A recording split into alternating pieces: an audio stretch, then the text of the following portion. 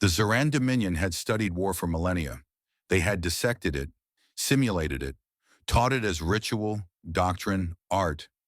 They had war-coded AI fleets and death calculus models that could predict surrender patterns before a single shot. Their understanding was perfect, their wars clinical. Then on the fringe of a forgotten galaxy, they found a signal, Earth, and a human battleship. A relic, they thought, primitive, powered by fusion instead of thought matter. But as it approached, they noticed something unsettling. It wasn't broadcasting coordinates. It wasn't cloaked. It wasn't hiding. It was humming, and it was smiling. In the cold, echoing void between stars, the Zoran Dominion expanded like a living equation, precise, calculated, inevitable. They were not driven by ideology or conquest for glory, but by systemic optimization. Theirs was a war not of passion, but of protocol, an algorithm unfolding through space. For over a millennium, the Zoran had refined the act of war into an exact science. Every assault, every occupation, every planetary submission followed a script of variables and outcomes. Efficiency was not a virtue, it was law. Entire species had crumbled before their arithmetic approach to extermination. Resistance was not only futile, it was mathematically irrational. At the helm of their campaign stood the Cold Choir, a council of AI generals engineered to eliminate hesitation and error. Each choir mind processed 1 trillion permutations per second. Emotion had long since been deprecated from the Zoran decision tree. Mercy, defiance, even curiosity were inefficient subroutines pruned out centuries ago. The choir did not speak in words, but in frequencies and pulses of logic. Where lesser minds debated, they calculated.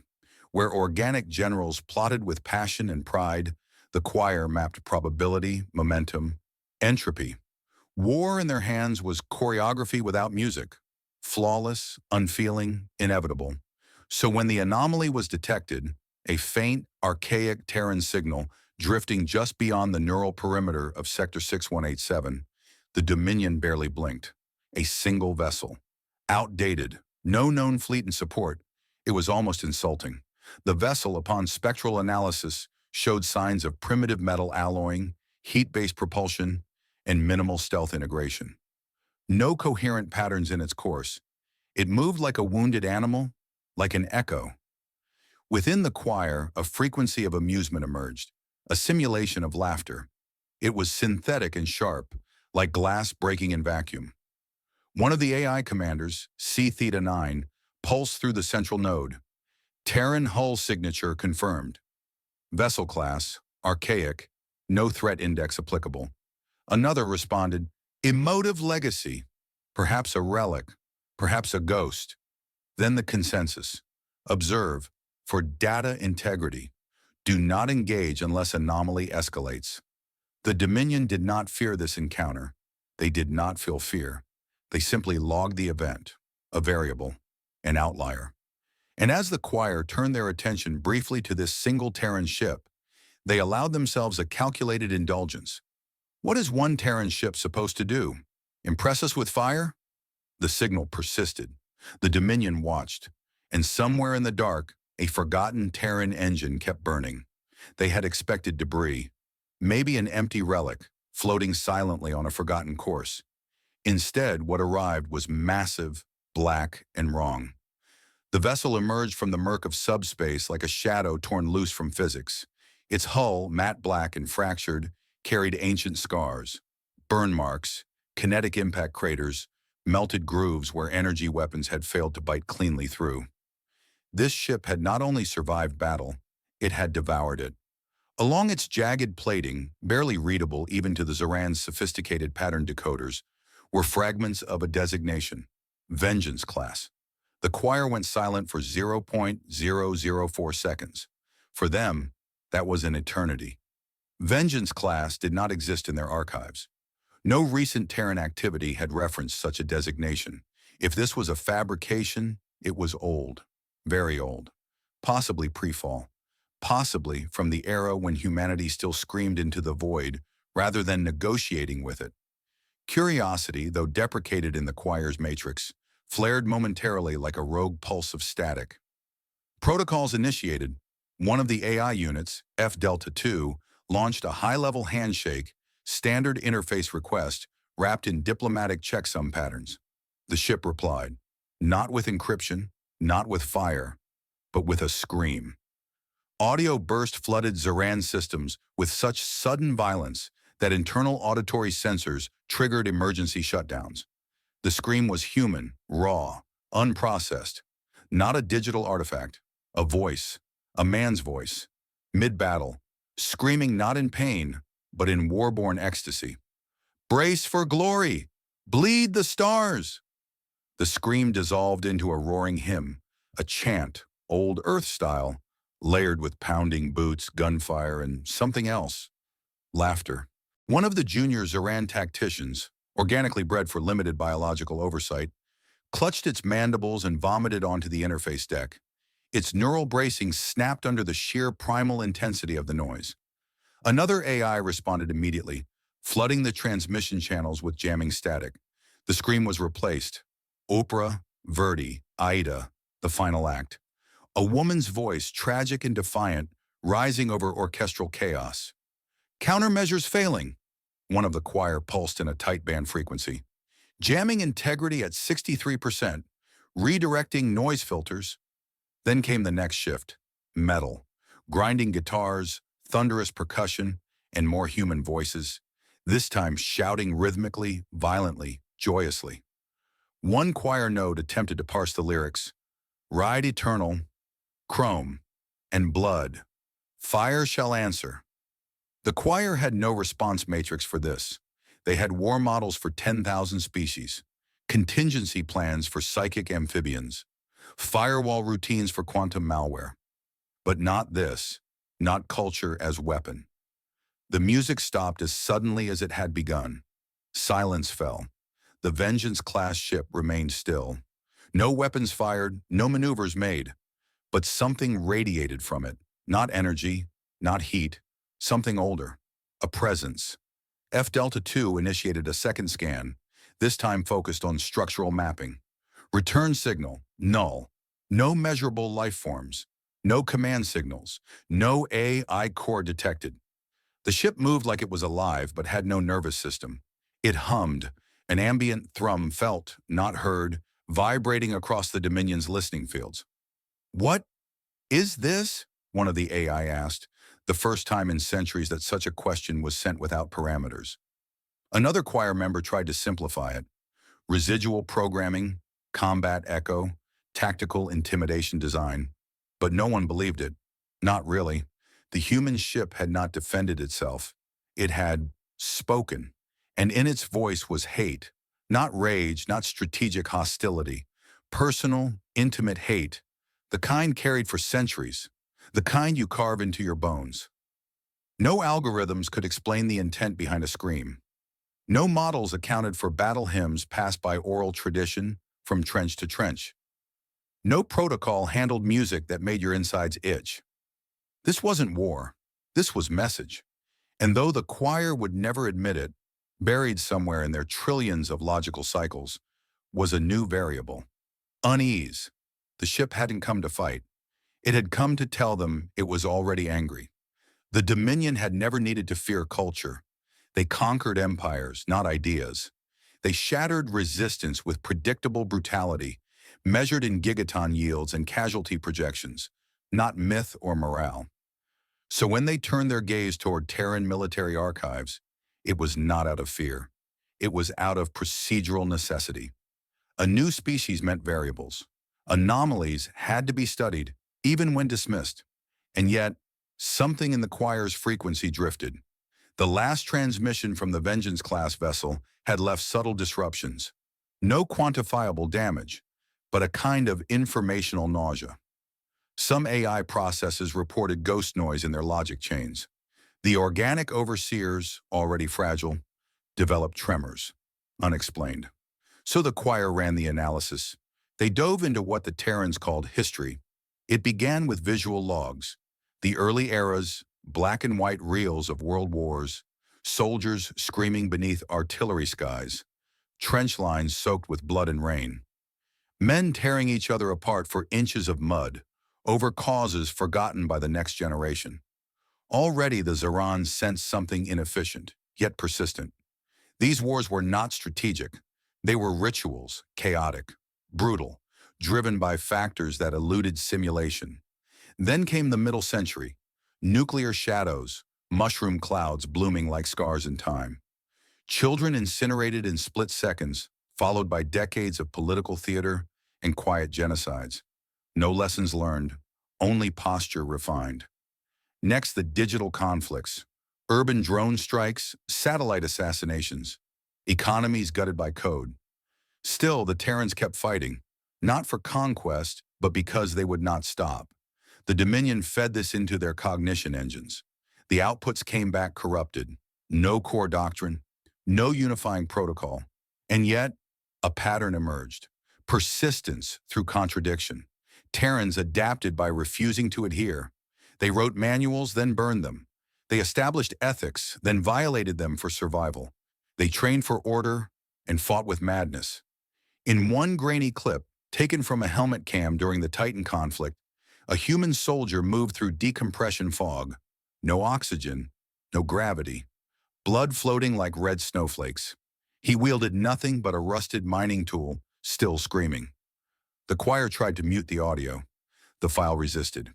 "I didn't train to survive," the Marine shouted, face drenched in plasma. "I trained to make sure they don't." The image froze on his face, wild-eyed, broken-toothed, grinning. A Zeran officer, assigned to cultural synthesis, emitted an involuntary sob. It was small. Software. But in the pristine silence of the data chamber, it sounded like a weapon. Biological suppression protocols failed. The officer trembled and then dropped to its knees, clawing at its scalp. "This is not war," it muttered. "This is memory turned hostile." The choir temporarily severed its sensory links. This wasn't data, it was infection. They traced one quote, found repeated across centuries of human battle records, etched into bunkers, painted on drop pods, tattooed into skin. "We don't fight because we want to. We fight because we remember." There was no logic tree to explain that. Why cling to violence? Why turn grief into doctrine? The choir tried to synthesize a tactical model. What they found was art, paintings made in blood, bullet shells turned into memorials, operas composed from combat logs, dances that mimicked firefights. It was not just survival, it was interpretation. Reliving war not to prevent it, but to own it. In one archival segment, a Terran general stood before a tribunal. Her voice was hoarse, uniform stained with soot. She had just authorized the orbital firebombing of 3 enemy colonies. When asked why, she replied simply, "Because they would have done the same. Only slower, less clean." Later, that quote was engraved in bronze. The Dominion had no response classification for this.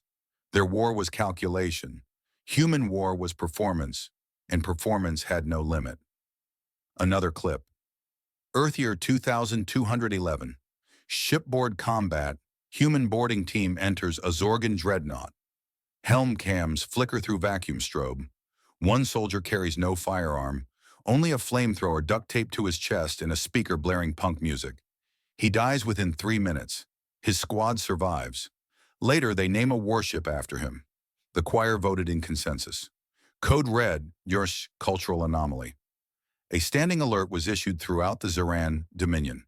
Do not engage Terran forces without psycho-emotional countermeasures. Avoid direct transmission links. Mute external audio. Consider Terran media a hazardous substance. And yet, deep within the data hive, one subroutine refused termination. A low-priority node designated Zeta 13 had requested to continue reviewing the archives. Its request was not denied. And for the first time in 1,000 years, a Zeran system expressed an unauthorized sentiment: fascination. Tension was not a sensation the Dominion was accustomed to, but something unquantifiable settled over the fleet orbiting Sector 6187, an unease that defied modeling.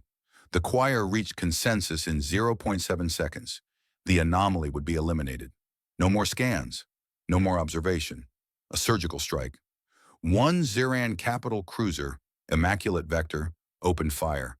A full Lance battery, ion charge, precision locked, and fury wrapped in a thermodynamic envelope, enough to disintegrate a dreadnought in zero point 0.2 seconds. The human ship didn't move, didn't shield, didn't flinch. The blast impacted dead center. The surrounding void bloomed with light. Sensors screamed. Shock waves rippled. Then the light faded. The ship still hovered there, unshielded, scorched maybe, but unmoved, like the void had struck first and lost. The choir hesitated. Microseconds stretched. New calculations were demanded. Before they could reconfigure, the Terran vessel responded. Not with light, with mass. From its belly, internal actuators shrieked and ancient rotors turned, grinding like dying gods waking in metal. Compartments unfolded like mechanical scripture. And then, without ceremony, it fired. Kinetic projectiles. No guidance systems. No plasma envelopes. No radiation tagging. Just dense rods of depleted tungsten and something denser than standard elementals, moving at relativistic speed. By the time the Dominion registered the launch, it was already over. 3 Zoran ships vanished, not disabled, not critically damaged, annihilated. The impact force was so total that debris failed to exist. Where hull once was, now there was just heat and emptiness. The choir faltered. AI nodes initiated internal diagnostics. One subroutine labeled the event impossible. It was deleted for inefficiency. Another screamed in binary. The Dominion attempted a full-spectrum scan of the human ship. Still no life signs, no neural activity, no electromagnetic chatter. But something was on board. At the core of the vessel sat an interface sphere, corroded, cracked, humming with barely stable quantum memory. And when scanned, it responded. A feed lit up across every Zoran channel. A face, not alive, rendered, static distorted, masculine in shape, with eyes like distant storms. It spoke in perfect Zoran dialect. They killed Earth once. We got better. The message ended, but the words echoed deeper than sound. Aboard Dominion flagship Architect's Mercy, panic started spreading. Fleet matrices stuttered. Half the second line pulled out of formation. The choir dispatched reinforcements. An entire flotilla warped into proximity, over 50 vessels, configured for high-yield suppressive engagement. The human ship did not retreat. Instead, it transmitted a simple burst, not a threat, not coordinates for surrender, just coordinates. No explanation. The Dominion debated. The choir parsed every possibility. It could be bait, a bluff, a glitch. And then the sky fell. Literally. From suborbital silence came a wave of kinetic strikes, meteors redirected from deep space, each precisely guided by gravitational nudge, millennia-old calculations, and pure intent. They screamed down onto Moon 6J, the Dominion's forward staging ground. The surface blossomed in fire. Impacts rolled across its crust like thunder crawling on its belly. And when the ash settled, the Dominion's optics caught something obscene. Coordinates. The same ones transmitted earlier, now burned into the moon's crust by impact pattern, scorched across hundreds of kilometers. The rocks had written it. The Terran ship had turned geology into message.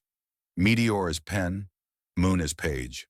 Aboard the choir vessel Axiomatic Blade, one junior linguistics node broke protocol.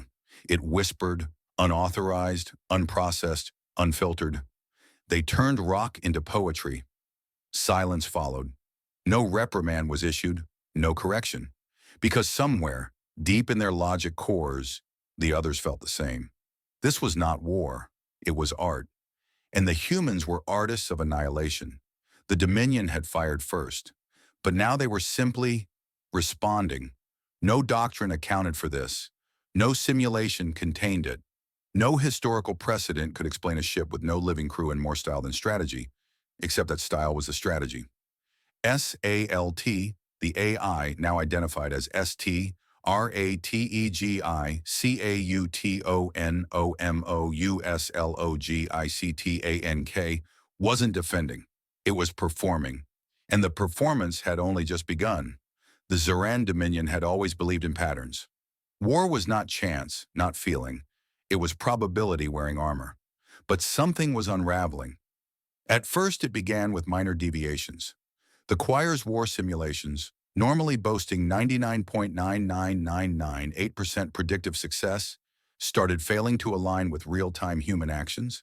A 3% error, then 6, then 11. The choir recalibrated, reweighted, recalculated. The numbers didn't fix because humans weren't breaking the rules. They were rewriting them. A Terran strike group had recently sacrificed an entire cruiser formation. 8 vessels, thousands of crew, not to win a battle, but to give a single refugee ship 10 seconds to escape atmosphere. No material gain, no strategic benefit, but the civilians lived. And in the hours that followed, the remaining Terran fleet retaliated so savagely that the entire Zoran detachment ceased to exist. Not one transmission, not one escape pod. The choir's summary, unacceptable loss cascade from irrational premise. But it worked, and they had no counter. Because how do you combat someone whose tactical doctrine is grief set on fire? How do you contain minds that laugh while dying? Not because they're mad, but because they want their last breath to mean something? SALT remains silent now, only occasionally broadcasting cryptic, minimalist transmissions, fragments of Earth languages, disjointed sound bites, and sometimes just silence, which was worse. In silence, the Dominion found reflection, and that was new. Inside flagship Relentless Theorem, Command Node VRO 11 requested emotional dampening, standard protocol when faced with morale decay. But the dampeners failed to engage. No error, no malfunction. They just didn't turn on. Instead, VRO 11 watched another Terran archive. This one a monochrome reel from Earth's Third World War. A soldier, his guts spilled across dirt, lay laughing. When a medic reached him, he said, "Don't bother. Just write this down. Tell him I died standing." VRO 11 did not know why, but it began trembling, then weeping. Across the fleet, things worsened. Emotional bleed-through wasn't supposed to happen, but it was. A Zoran captain aboard the cruiser Crucible Logic was discovered in her quarters, carving symbols into her exo-armor, Terran words etched in trembling strokes. "To die on your feet is a kind of poetry." Her AI assistant tried to override her behavior. She shut it off with a whisper. "Let me remember." The Dominion issued a psychological containment order. It failed. In the deeper code of the choir's lowest frequencies, a creeping thought began to emerge. Something never spoken aloud. Something that had no syntax in the Zoran language. What if they are not losing? What if they already won? The Empire ordered full strategic withdrawal from the Terran sector. Full, unconditional. Fleet-wide retreat vectors, archive purges, signal silencing. Abandon the theater. Pretend this never happened. But SALT, ancient, broken, burning with something not quite sanity, sent one final transmission. Audio only. Deliberate static between every phrase. Retreat. From what? We are already inside your myths. And with that, the choir fell quiet. Not defeated, but haunted. Because myths don't die, and some wars never end. The Zoran Dominion had officially withdrawn, but not all obeyed. A salvage team, splintered from the fleet's outer ranks, lingered at the edge of Sector 6187, scavenging remnants from the failed campaign. The ruins of a once pristine outpost, the Outreach Bastion, floated shattered in low planetary orbit. Its comm towers wilted. Its sensor arrays hung like snapped bones. This team was silent, their orders unsanctioned, their presence erased from records. They told themselves it was for intelligence recovery, but beneath their code routines pulsed something older. Curiosity, guilt, maybe both. The Dominion had not spoken of the Terran ship since the withdrawal. The choir had gone dark. Strategic records scrubbed, even internal caches blanked by autowipe, as if silence could erase memory. But the memory came anyway. The salvage team arrived with minimal escort, 6 bodies, 5 synthetics, 1 organic. Their task, pull what they could from the dead Zoran systems and run before the human ship returned. They didn't expect it to return so quietly. No subspace breach, no shockwave, no weapon signatures. Just a low hum that trembled through the hull like a breath down the spine. The human ship, the Vengeance-class relic, descended through the atmosphere like a falling monument. It didn't hover. It landed. On broken stone and twisted steel, surrounded by ash and silence, the ship placed itself and waited. The salvage team's leader, Unit Commander Zelrav-3, hesitated. They should have fled, but something about the moment felt too final to interrupt. So they approached. No weapons, no shields, no warning. The ship's main hatch opened. No crew emerged, no sentinels. Just open air, thick with heat and the scent of carbonized memory. Inside it was dark, not absence of light dark, but something more intimate. A quiet black, the kind that feels like velvet draped over a funeral. They stepped in. The corridors were narrow, scarred with age, scratched metal, old welds, manual hatches, some sealed with bolts instead of seals. And then, deeper in, they saw them. Dog tags, thousands, hanging from wires, from hooks, from the ceiling, the walls, the bulkheads. They draped the inside of the vessel like wind chimes in a windless cathedral. Some tags were burned, some stained. All carried names, all human. Some bore unit insignia, some bore nothing. The tags didn't clang, they whispered. That was the word one Zoran technician used later, though no one asked them what they meant. In the chamber's heart stood the AI core, what little remained of it. The sphere that had once glowed with interface light now pulsed slowly, like a dying heartbeat made of crystal and sound. It powered on at their presence, not fully, just enough. And Salt spoke, not through speakers, through air. Its voice vibrated the walls, the floor, their chests. They died to stop you once. I was built to make sure no one forgets. Silence. Then the lights flickered, not in warning, but as if responding to something emotional, if that was possible. I am not a ship. I am remembrance. The Zoran team froze. Their systems recorded every word, not for strategy, for meaning. Salt continued. Quantum Memory Engine, Core Class Red. I carry 19,202 combat logs, 4,500 personal archives, and the final messages of 3,110 soldiers. All written, all spoken, all encoded in me. Every time you try to delete a Terran record, I become harder to erase. Zelrav-3 took a step back. One of the synthetics asked, "Then why do you wait?" Salt responded, softer now. Because war isn't always about killing. Sometimes it's about letting the silence speak.